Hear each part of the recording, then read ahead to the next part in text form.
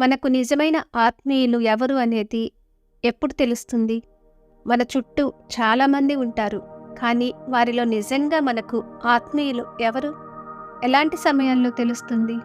ఇంటర్నెట్లో కొన్ని వీడియోల్లో కనిపించే కథనాలు నవ్వు తెప్పిస్తాయి, బాధ కలిగిస్తాయి, కన్నీరు తెప్పిస్తాయి, స్ఫూర్తిని కూడా నింపుతాయి. అందరూ ఆత్మీయులు అనుకుంటాం, కానీ ఎవరు నిజంగా మన వాళ్ళు అనేది ఎప్పుడు తెలుస్తుంది? ఏ కష్టాలు లేని రాని మనుషులు భూమి మీద ఉండరు. చిన్నవో పెద్దవో ఉండనే ఉంటాయి. ఆర్థిక సమస్యలు కావచ్చు, అనారోగ్య కారణాలు కావచ్చు, కుటుంబ సమస్యలు కావచ్చు, ఫేస్ చేస్తూనే ఉంటాం. ఒక అమ్మాయి పెళ్లికి ముందు తన కాబోయే భర్తకి యువరాణిలా కనిపించిందట. పెళ్లికి 10 రోజుల ముందు నుంచి తను అనుకోకుండా బరువు తగ్గడం మొదలుపెట్టింది. పెళ్ళైన తర్వాత 40 కిలోల బరువు తగ్గిపోయింది. ఆమె సమస్య ఏంటనేది డాక్టర్లు కూడా కనిపెట్టలేకపోయారు.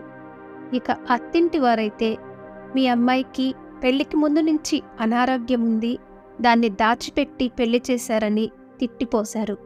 పెళ్ళైన 5 నెలలకి భర్త వదిలిపెట్టేశాడు. దాదాపు 2.5 ఏళ్లు చావు బ్రతుకులతో పోరాడింది ఆ అమ్మాయి.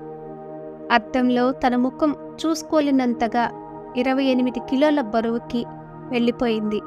అద్దంలో చూసుకుని కూతురు ఆత్మవిశ్వాసం కోల్పోతుందని తన తల్లి ఇంట్లో అద్దాలు లేకుండా చేసేసింది. ఆమె ఎంతో కఠినమైన రోజులను చూసిన టైంలో కూడా తన ఫ్యామిలీ మాత్రమే తన పక్కన నిలబడింది. కొన్ని నెలలు గడిచిన తర్వాత ఆ అమ్మాయి జీవితంలో మిరాకిల్ జరిగింది.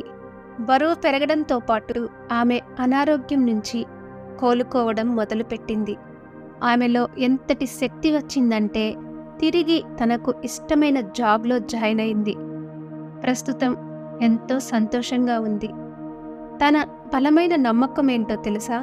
మనం కష్టాల్లో ఉన్నప్పుడు ఎవరైతే మనతో ఉంటారో వాళ్లే మన వాళ్ళు, ఆత్మీయులు. నిజమే కదా? సమస్య వచ్చిన ఆత్మవిశ్వాసంతో ఆ అమ్మాయి దాన్ని జయించి మనకు స్ఫూర్తిగా నిలిచింది. Thank you for watching.